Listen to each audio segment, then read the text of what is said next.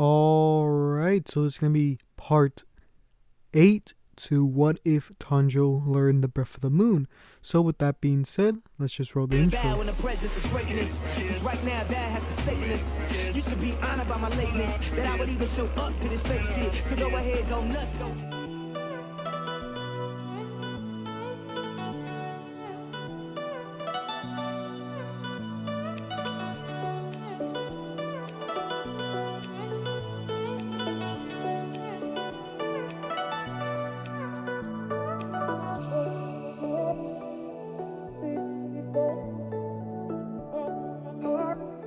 Alright, so this is going to be the first video of 2021. So I hope you guys had a great new year, and I hope this year will be better than 2021, or 2020 I mean. So in the last part we had just gotten done with the train arc, but before we get into that, if you want to make sure this series does well and I continue, then please give it a like. It helps out the series, it helps out the video, and it helps out the channel. So I really do appreciate it if you would do so. If we could get it to 50 likes, it'll help me make the next part. So with that being said, let's get into the rest of the video. So like I said before, we just got done with the train arc and we're going into the next one.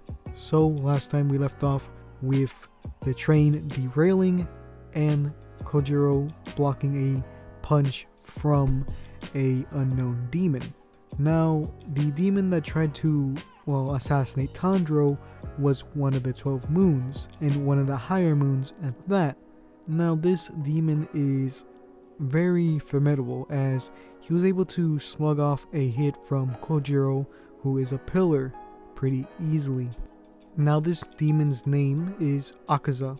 He's a martial artist, and because of this, he tries to convince Kojiro to become a demon. As a martial artist, he recognizes that the point of doing martial arts is to better oneself, and with a longer time or time alive, one can do that a lot better. And there's also the fact that when you get older, you become weaker and all those things. So he's trying to convince him to become it. While this is happening, Kojiro just plain out refuses.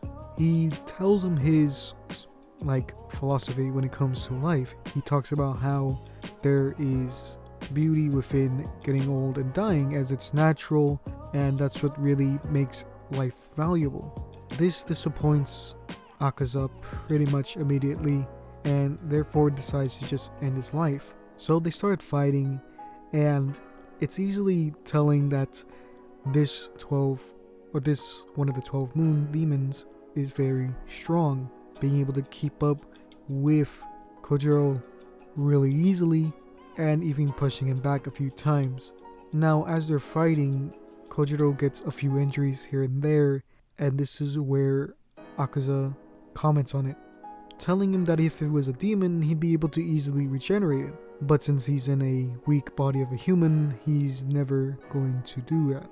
Now, this fight goes back and forth in Akaza's favor, as with him being a demon, it gives him so many advantages at this point, and him being so high ranking, that being number 3, Kojiro has no real chance. So they both decide to do their final attacks. A few seconds before doing so, this is when Tanjiro looks at Inosuke, and they're both thinking the same thing, that they need to help him in some way. So when Kojiro and Akaza do their final attack, Tanjiro and Inosuke actually attack with Kojiro. So the way that they do this is both of them almost sweep attacks Akaza.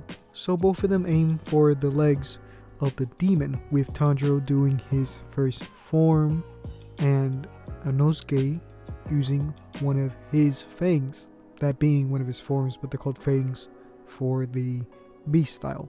Now, with this being done, both of them, that being Akaza and Kojiro, they did not expect this.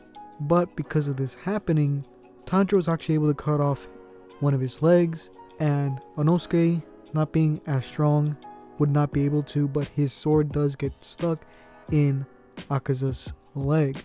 Now, this doesn't stop the momentum entirely that Akaza had gotten from rushing towards Kojiro.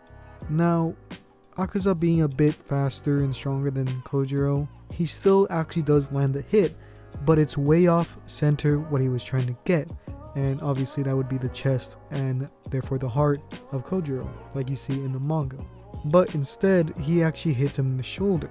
Now this is a pretty bad wound in and of itself, because although it didn't hit anything really too vital, it still takes off his arm. Because remember, within the manga and the movie, this is the part where he's basically punches a hole through Kojiro, Kojiro.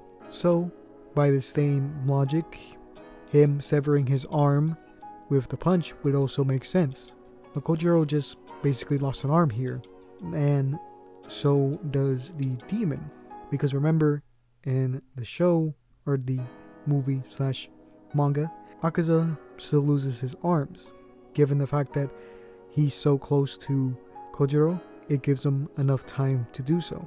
As this is happening, Akaza runs as the sun is nearly up, and as this is happening, Tanjiro would try to slice him using the styles, or his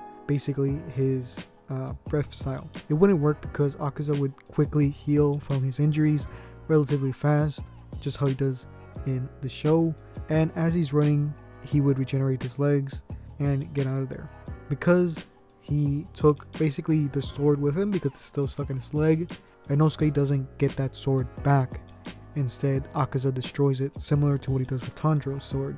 Now, with that out of the way, Kojiro is bleeding out relatively fast, and he uses some of his breathing to help the flow, to basically help stop it, but it's not enough and it's still bleeding, so Tanjiro tries to patch it as best as he could.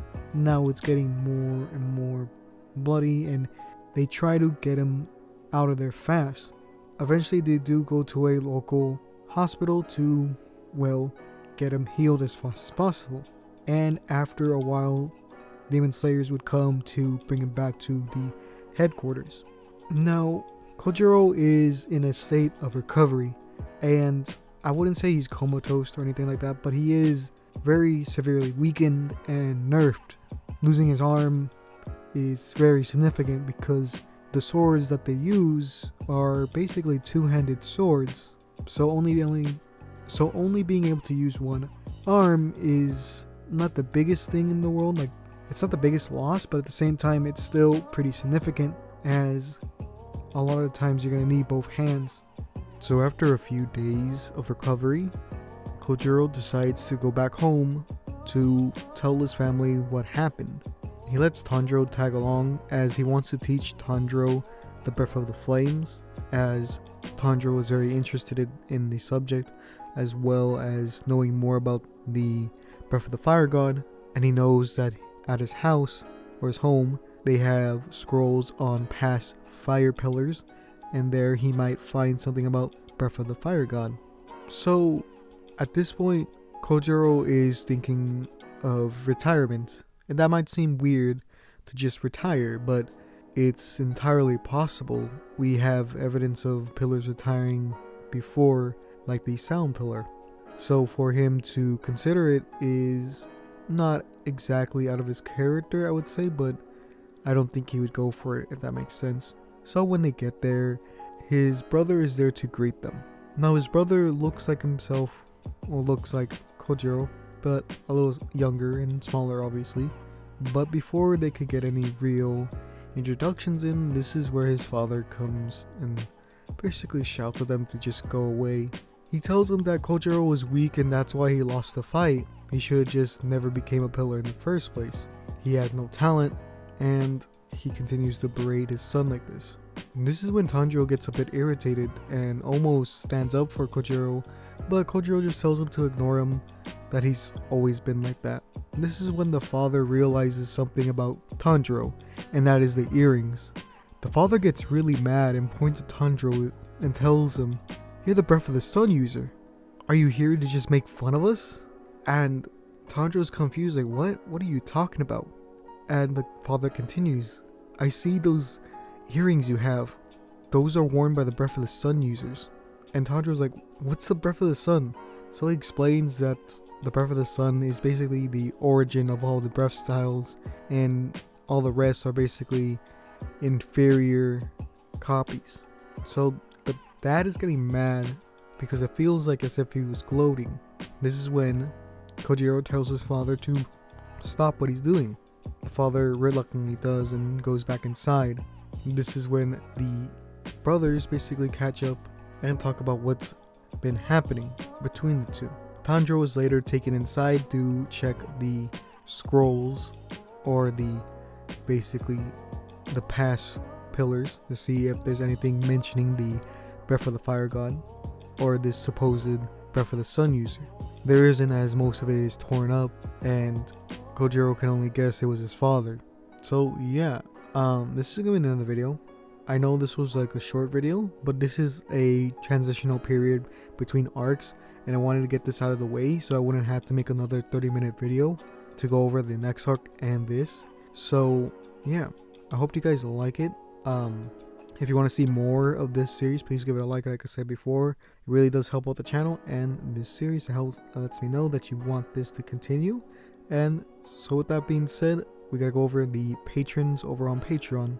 So in our gold tier, we have Dwayne Finn and Aliko. So if you want to join them and get my videos early, you could do so by going down in the description and clicking the link, or going to patreon.com/comicsanstheman, and there you can get my videos early, or you have a chance to get a drawing from me.